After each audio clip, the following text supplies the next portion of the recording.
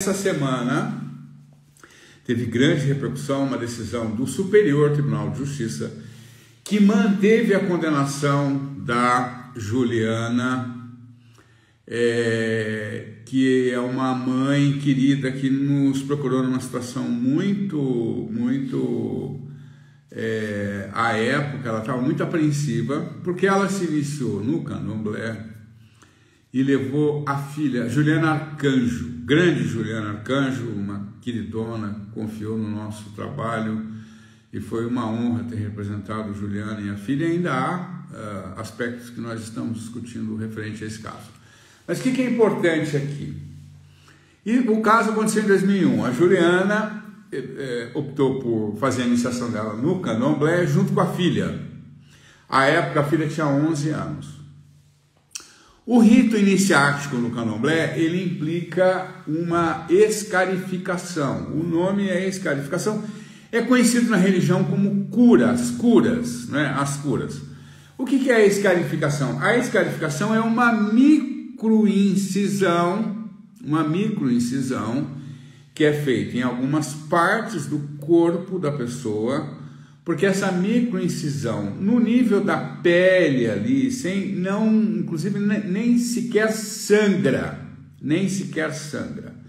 é uma microincisão no nível mais superficial da pele. Por isso, inclusive, o sacerdote e a sacerdotisa recebem todo um treinamento para fazer essa microincisão ou a escarificação religiosa, com toda a asepsia, com todo o cuidado, para que justamente não cause nenhum problema para a pessoa que está sendo iniciada. Muito bem.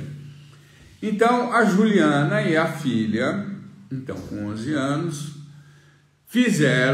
optaram por fazer a sua iniciação no candomblé e então ambas passaram por esse rito da escarificação religiosa.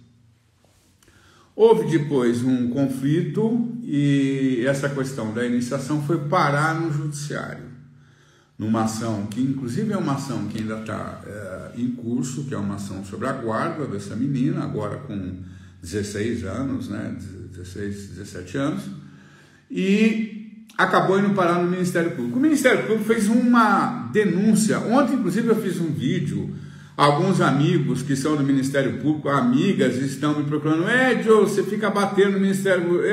Porque eles se apresentam como Ministério Público, órgão do Ministério Público. Então, eu não tenho como individualizar, apontar esse ou aquele órgão. É o Ministério Público, é a instituição. Como eles se apresentam como instituição, lamentavelmente nós referimos à instituição. Mas eu não posso generalizar, eu não posso e jamais deixaria de reconhecer o papel fundamental do Ministério Público na luta pela defesa de direitos no Brasil, inclusive várias iniciativas importantíssimas. O direito de resposta coletivo que que foi o direito de resposta contra a Rede Record de televisão e a Rede Mulher, nós fizemos em litisconsórcio com o Ministério Público Federal. Então, eu jamais iria generalizar a crítica ao Ministério Público. Mas, nesse caso específico, a instituição, o Ministério Público, fez lá uma denúncia de uma lauda, viu? Certamente, sim, Sua Excelência, o promotor da comarca, muito ocupado e tal, foi conciso na denúncia dele. Nessa denúncia, ele disse duas coisas, entre outras. Primeira coisa, que o fato da Juliana Arcanjo levar a menina de 11 anos para um terreiro já significaria expor a menina a perigo. Reparem o grau de violência de uma frase como essa. Porque eu poderia dizer a Sua Excelência, o promotor, o seguinte: Excelência, a pergunta é, quase todo dia eu vejo denúncia nas redes sociais, na grande imprensa, de pastor acusado de pedofilia ou de praticar estupro contra fiéis. O senhor também entende que uma mãe que leva um menino ou uma menina para um templo pentecostal ou evangélico ou protestante ou evangélico, o senhor também entende que essa mãe ou esse pai estaria expondo a criança a perigo? Ou o terreiro presumivelmente é um lugar insalubre para pessoas em geral e crianças em particular. Então, ele já disse essa frase ali, que o fato da Juliana Arcanjo levar a filha para um terreiro implicaria expor a menina a perigo. Muito bem, mas ele foi além. Ele poderia parar por aí. Sua Excelência poderia ter, olha, aqui já fiz o suficiente. Não. Ele, então, afirma na denúncia de que essa microincisão, e há um outro aspecto importante aqui.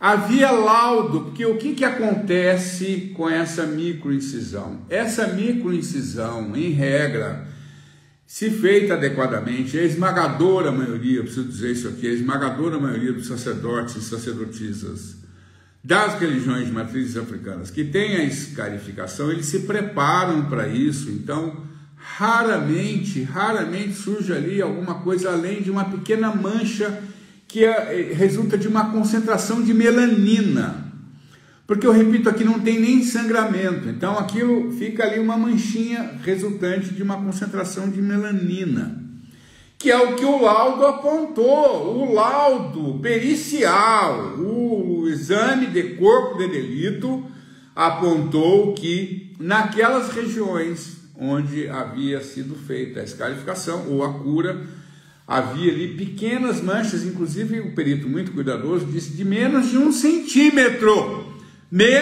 centímetro, uma concentração de melanina ali, fica aquela manchinha, quase uma linhazinha mais grossa, uma linha de barbante com concentração de melanina.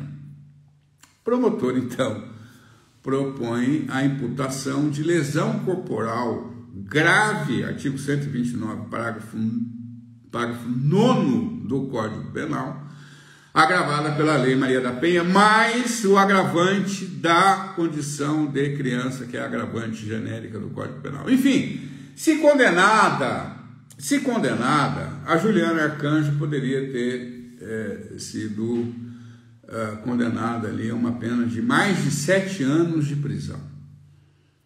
Mais de 7 anos de prisão. Quando o caso chegou para mim, ele estava um pouco adiantado já para a nossa equipe, ele estava um pouco já adiantado na primeira instância, que eu li a denúncia, e nós então começamos a preparar à época a resposta à acusação, ainda havia prazo para a resposta à acusação, fomos preparar a resposta à acusação. Qual foi? É uma peça que inclusive a gente pode, tão logo o processo seja arquivar ao arquivo, que eu espero, né? Espero que não tenha mais recursos, enfim. Tão logo vá ao arquivo, a gente pode disponibilizar algumas partes dos autos aqui para vocês, especialmente nesse grupo de WhatsApp, aí vocês devem estar acompanhando. Tem um grupo de WhatsApp nosso, Isso, alguém está dizendo aqui, a doutora Jéssica, antirracista, um pequeno queloide, há casos, né, que são muito, está dizendo aqui a doutora Jéssica que, no caso de arranhão, por exemplo, a pessoa coça e dá um pequeno queloide ali, mas é exceção que confirma a regra. A regra é uma pequena concentração de melanina ali, muito bem. Mas eu dizia que nós vamos disponibilizar algumas peças, tão logo esse processo vai ao arquivo, nós vamos disponibilizar algumas peças, né? O processo tramitou e continua ainda em tramitação em sigilo, né? Vocês sabem que há uma diferença entre segredo processual e sigilo processual. Na verdade, ele tramitou em segredo processual, que não se confunde com sigilo processual. Vocês veem que advogado velho tem a boca torta pelo uso reiterado do cachimbo. Segredo processual não é sigilo processual, é outra coisa. Muito embora o processo esteja em segredo processual, mas esse grupo aí que faz parte, esse grupo que acompanha as nossas coisas mais de perto aí, que a minha equipe criou, quem faz parte vai ter acesso aí a algumas das peças desse processo, repito, tão logo vai ao arquivo. Então, nós fizemos uma defesa técnica, uma resposta à acusação, e 2 argumentos nós destacamos ali. Primeiro argumento é o argumento de que a presunção de que templo de macumba é espaço de perigo para a criança deveria também ser estendido a outras confissões religiosas, não é? Há confissões religiosas que enfrentam denúncias há décadas de pedofilia, por exemplo. Não preciso nem dar detalhes aqui, não é? Denúncias frequentes de pedofilia. Então, quando um pai ou uma mãe leva uma criança num templo religioso que frequentemente enfrenta acusações de pedofilia, ele está expondo a criança a perigo?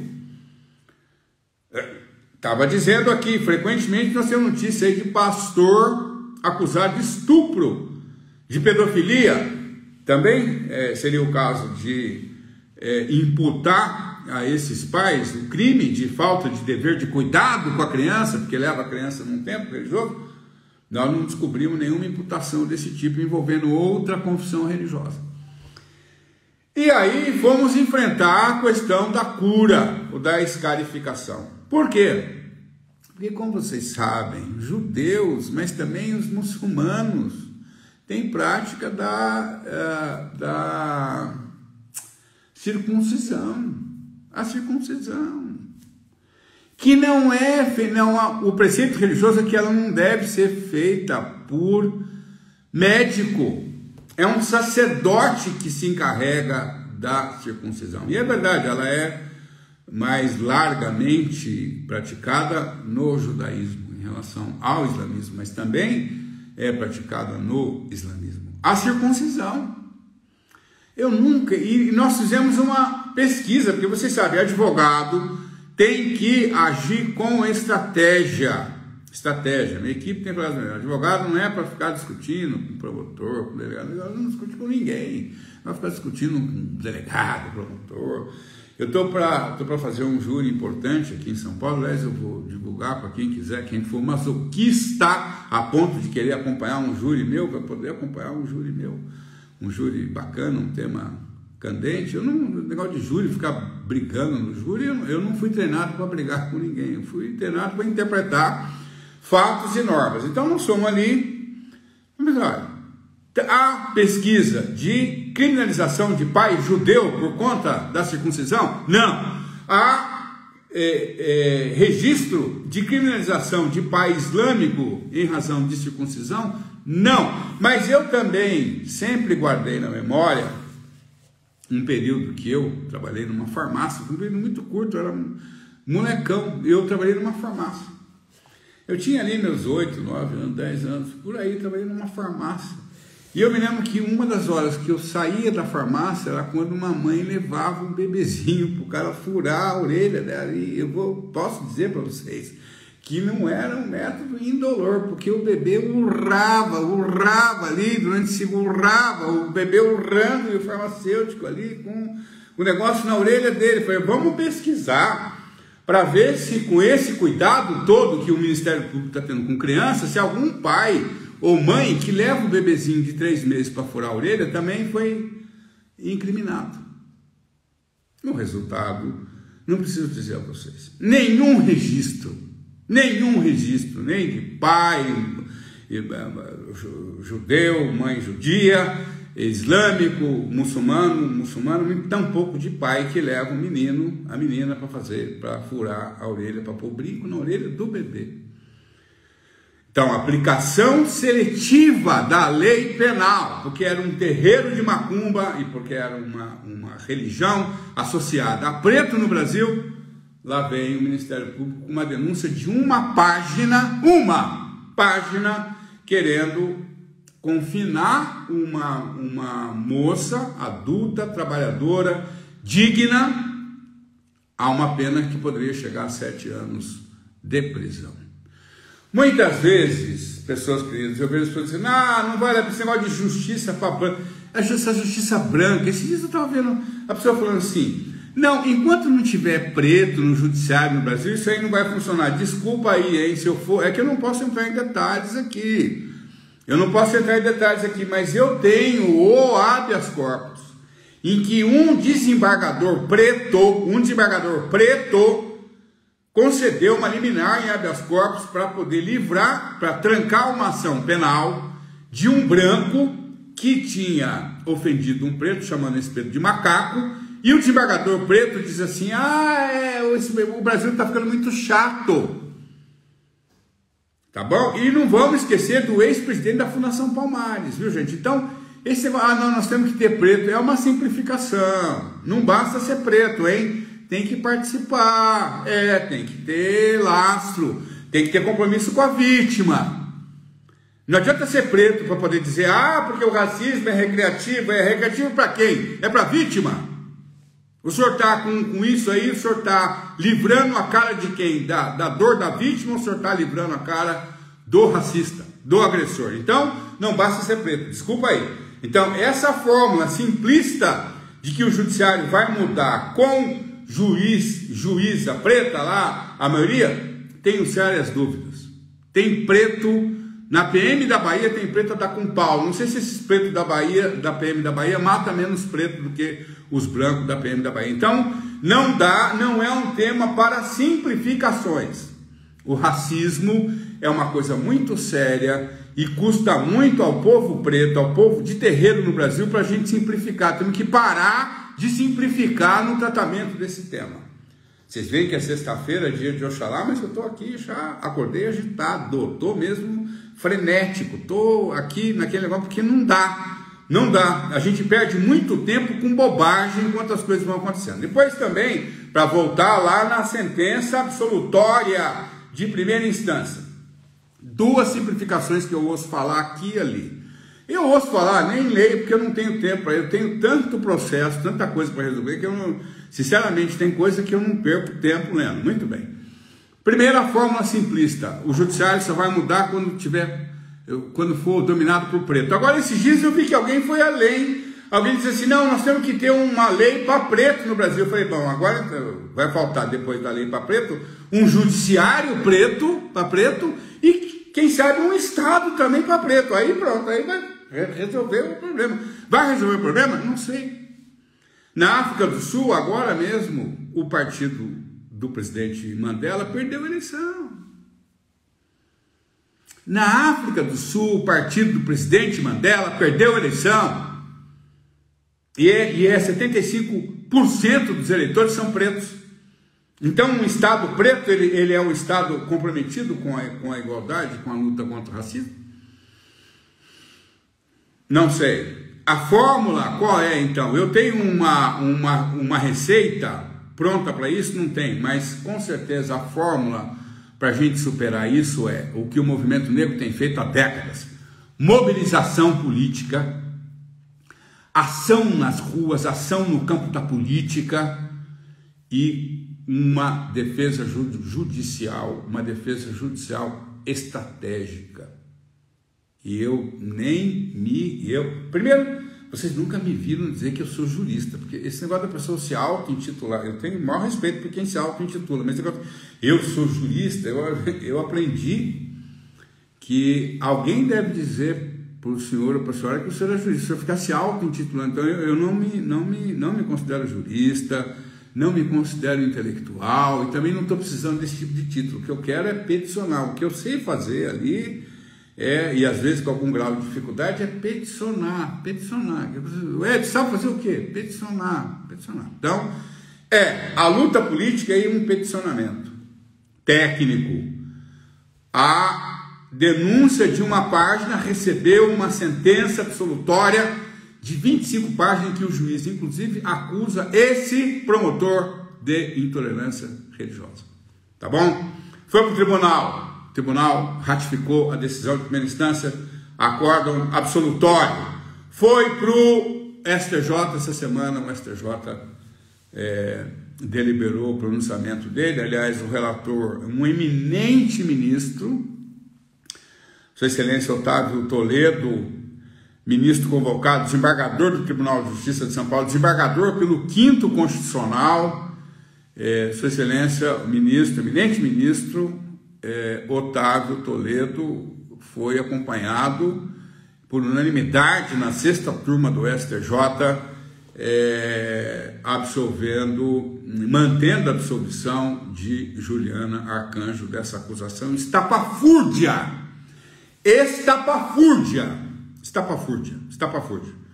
Mas, de qualquer sorte, o que eu quero dizer a vocês é que esta questão, muita gente diz assim, não, até o próprio ontem o Anselmo Góes do Globo, que foi quem publicou a matéria no jornal Globo, disse, nossa, como esse advogado é isso, aquilo. Disse, olha, na verdade não há nem, enfim, sabe assim, é você pensar estrategicamente, é pensar, parar e testar como é que a gente desconstrói os argumentos que são historicamente utilizados contra nós.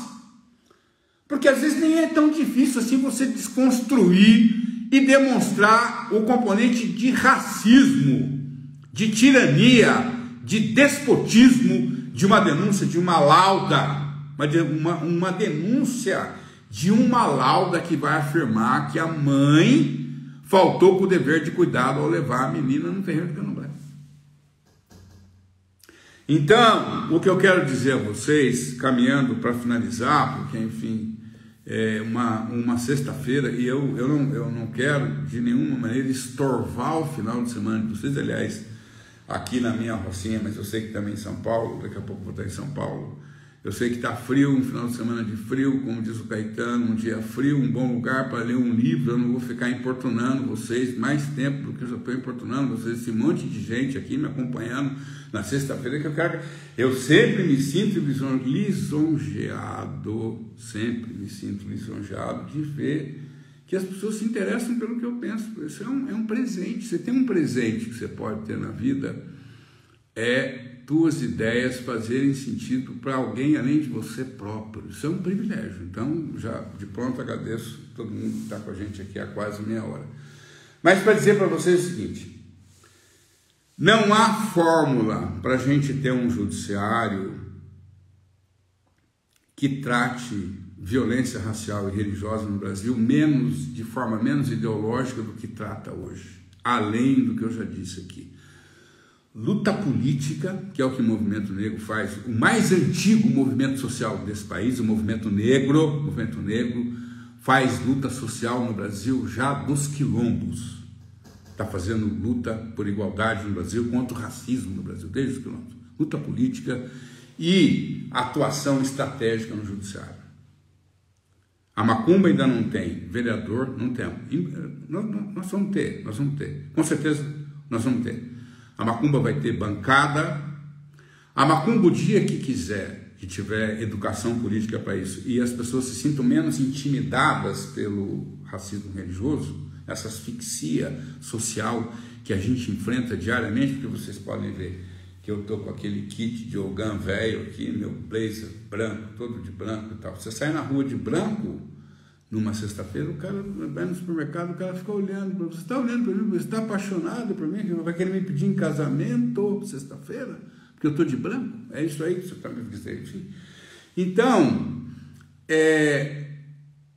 o dia que nossa religião for menos asfixiada pelo racismo, que o sujeito não tem a liberdade nem de escolher a cor da roupa, o sujeito não é livre nem para escolher a cor da roupa que ele utiliza, nós vamos eleger o presidente da República, ou a presidenta da República, uma preta, macumbeira, amorosa, que vai conviver com todas as religiões, que não vai perseguir ninguém, que não vai impor o estudo dos textos de Fá, da macumba, na escola pública, que não vai, porque tem escola confessional, e com certeza a macumba também, nessa altura, já vai ter as suas escolas confessionais, porque olha aí, Brasil, o pai, a mãe, que quiser que o filho tenha uma educação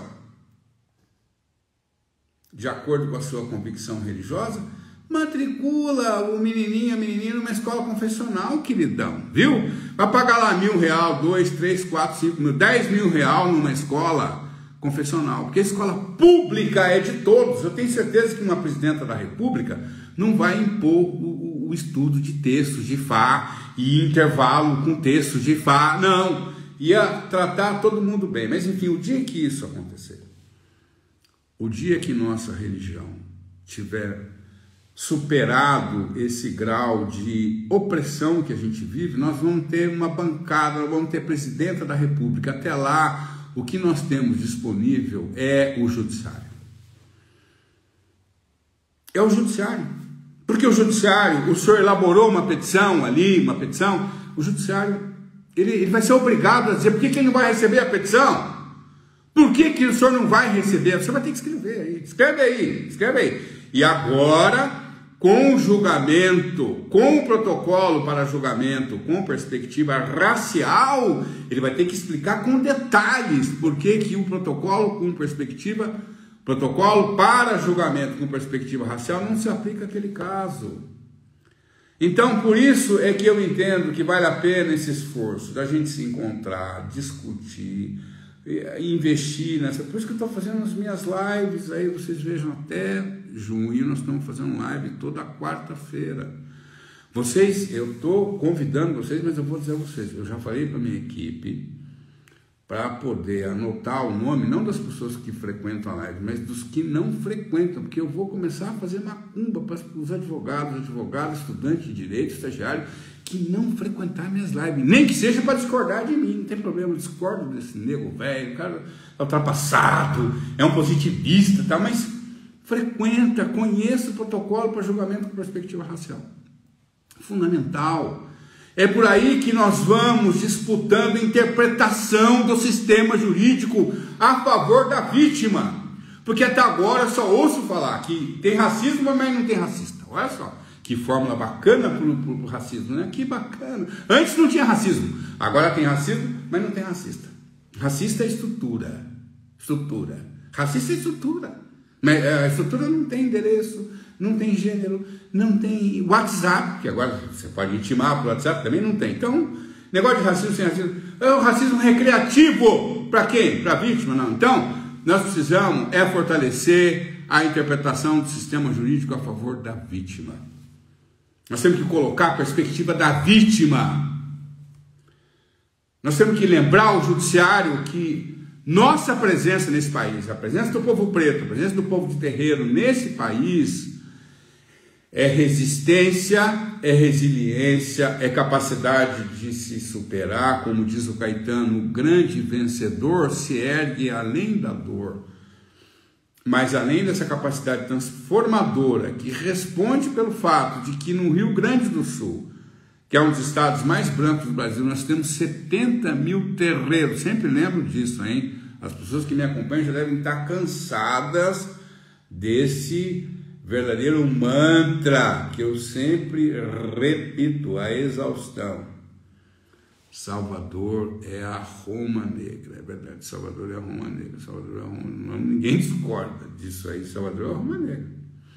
Mesmo porque a primeira casa é a casa dedicada a Xangô, a Casa Branca do Engenho Velho, não é assim? A Casa Branca do Engenho Velho, 1830, quando a Constituição proibia a construção de templo com forma exterior, a Constituição do Império de 1824, proibia a construção de templo com forma exterior de templo. Em 1830, as africanas e o tio Bamboche, o Biticu, lançam a pedra, instituem o terreiro da Casa Branca. Ele achei Yanassou, 1830. Então vocês veem que são séculos aí da nossa presença aqui. E o que é fundamental é a gente saber que para fazer esse enfrentamento nós precisamos de estratégia, nós precisamos de técnica, nós precisamos estar juntos. Nós precisamos conversar mais. Nós precisamos nos encontrar para falar sobre racismo, religioso, e precisamos pautar quantos advogados tem em nossa religião? Quantos estudantes de direito tem em nossa religião? Eu conheço juiz de direito, desembargador, procurador da República, delegado estadual, delegado federal, que são da nossa religião. Nós temos que juntar o nosso povo para a gente disputar uma interpretação do sistema jurídico que seja favorável ao nosso povo. Já tem muita gente, inclusive preto, aliviando a cara dos racistas. Nós temos que interpretar o direito para que o direito seja colocado a favor da vítima e contra o racista. Inclusive os racistas, que eu espero que sejam minoria, do sistema de justiça. Sejam brancos, sejam pretos também, porque também há os pretos racistas no sistema de justiça. Viu? Então é isso. Um excelente final de semana a todos.